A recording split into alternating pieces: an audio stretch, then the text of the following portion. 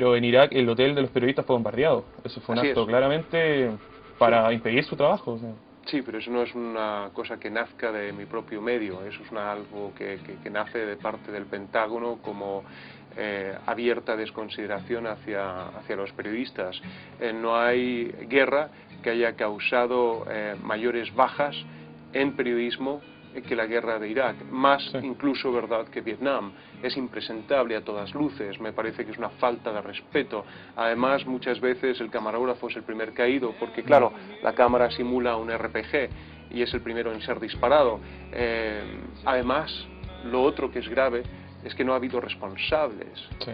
De ahí la falta quizá de un cuerpo más unificado de nosotros como prensa para reclamar justicia, porque me parece muy pertinente. No solamente estás violentando al periodista, estás violentando a toda una opinión pública internacional que merece ser informada y tú le estás disparando.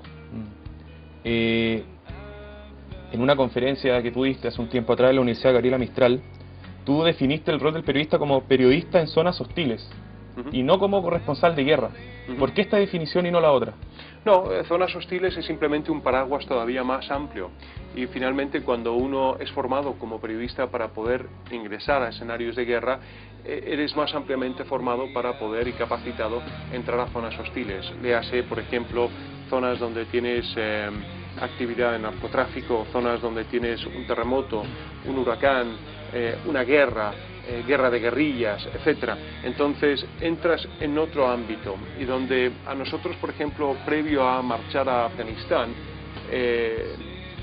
¿cómo evitar secuestros?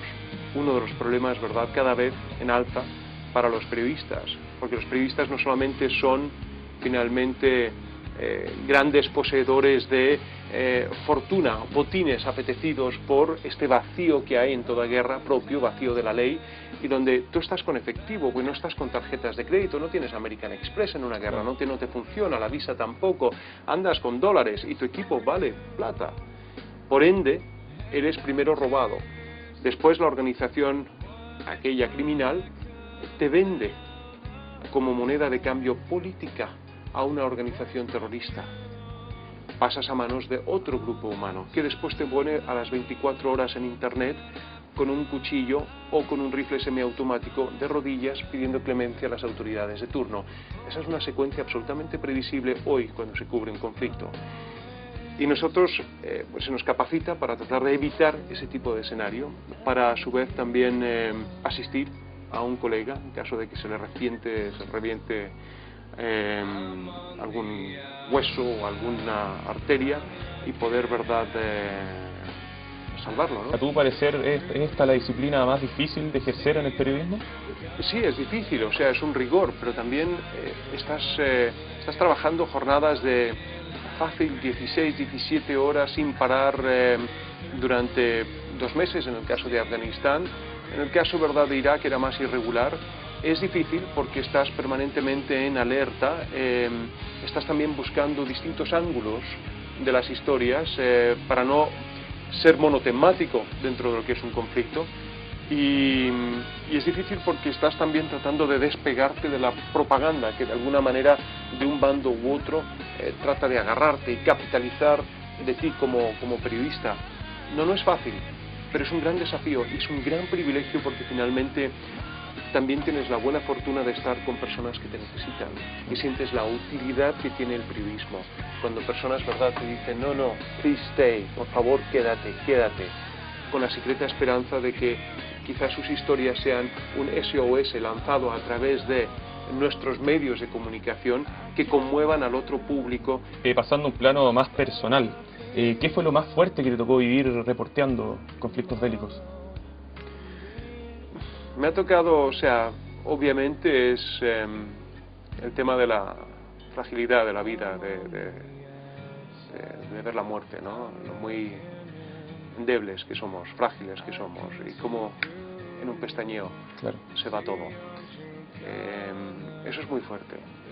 Es fuerte, además, yo me acuerdo, por ejemplo, en una ocasión estaba con mi par de CNN Internacional inglés y estábamos en una azotea de una casita de adobe, ¿no? estábamos con la parabólica instalada y estábamos hablando y siento el zumbido, pero y además muy próximo, y siente él también el zumbido, y fue, yo te diría que una décima de segundo que simplemente nuestras miradas, ¡pum!, se entroncaron, y era mirarse, pálidos los dos, como diciendo, y bajamos enseguida, y nos quedamos en el suelo, sepultados hasta que bajase, ¿verdad?, el metralleo. Pero era la sensación de que una ráfaga de viento oportunamente desplazó la bala apenas, ¿verdad?, los 3 o 4 centímetros de haberme reventado completamente la cabeza. Y tú dices, Dios mío, se me van eso, hermosas sobremesas, paternidad. O sea, ¿cuántas historias estoy dispuesto a perder por cubrir esta? Y te pones melancólico, te pones incluso triste. Después sigues en tu trabajo, pero te das cuenta de lo fortuito que es todo. En este minuto de tu vida tú estás conduciendo 24 horas, pero ¿qué pasaría en tu caso si estallase un nuevo conflicto? ¿Estarías dispuesto a partir a terreno a cubrirlo? Creo que sí, soy responsable ante una familia, ante mi hija, ante mi mujer, y obviamente esas determinaciones las tengo que hablar. Las hablé también en el momento en el que partía a estos otros escenarios que citabas, pero sí, afortunadamente mi familia conoce el rigor de mi trabajo y me parece importante poder hacerlo.